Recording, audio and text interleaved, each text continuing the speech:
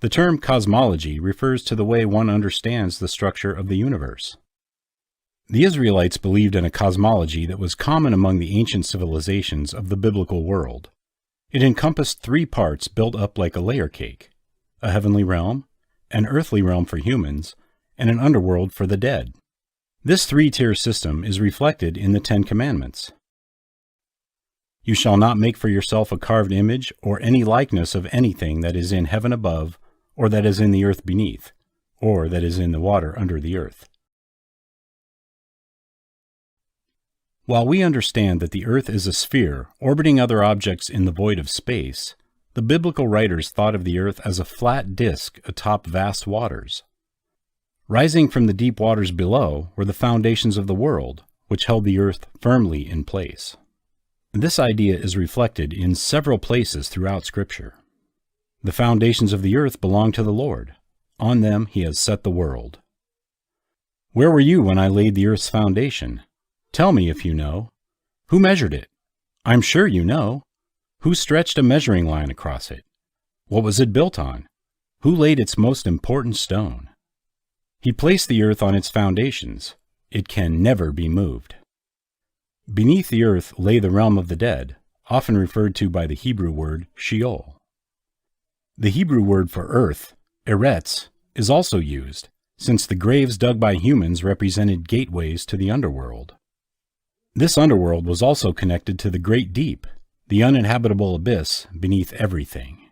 In Job, this realm is described in watery terms. The dead tremble under the waters, and their inhabitants. Sheol is naked before God, and Abaddon has no covering. Jonah's description is perhaps the most vivid. Water encompassed me to the point of death. The great deep engulfed me. Weeds were wrapped around my head. I descended to the roots of the mountains. The earth with its bars was around me forever, but you have brought up my life from the pit, O Lord my God. Ancient Israelites did not think of the sky as a layer of gas. They believed the heavens were separated from the earth by a solid, glass-like dome. This view is reflected in Job. Can you, like him, spread out the skies, hard as a cast metal mirror? Above the solid dome or firmament was an endless area of water. This idea of an area of land and air, sandwiched between water above and water below, is presented in the opening of Genesis. And God said, "Let there be an expanse in the midst of the waters, and let it separate the waters from the waters." And God made the expanse and separated the waters that were under the expanse from the waters that were above the expanse. And it was so. And God called the expanse heaven. The firmament surrounded the earth, and its edge met the horizon, the boundary between light and darkness. It was supported by pillars or foundations thought to be the tops of mountains whose peaks appeared to touch the sky. The earth trembled and shook. The pillars of the heavens rocked back and forth. They trembled because the Lord was angry. The sky dome had portals which God could open to let the waters above fall to the earth.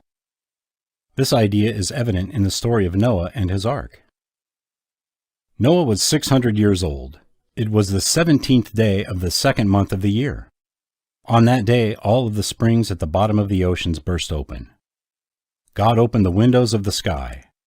Rain fell on the earth for 40 days and 40 nights. And how did the rain end? The springs at the bottom of the oceans had been closed. The windows of the sky had also been closed, and the rain had stopped falling from the sky. God and his heavenly hosts were thought to dwell above the firmament. Thick clouds veil him so that he does not see, and he walks on the vault of heaven. The Lord builds his palace high in the heavens. He lays its foundation on the earth. He sends for the waters in the clouds. Then he pours them out on the surface of the land. His name is the Lord.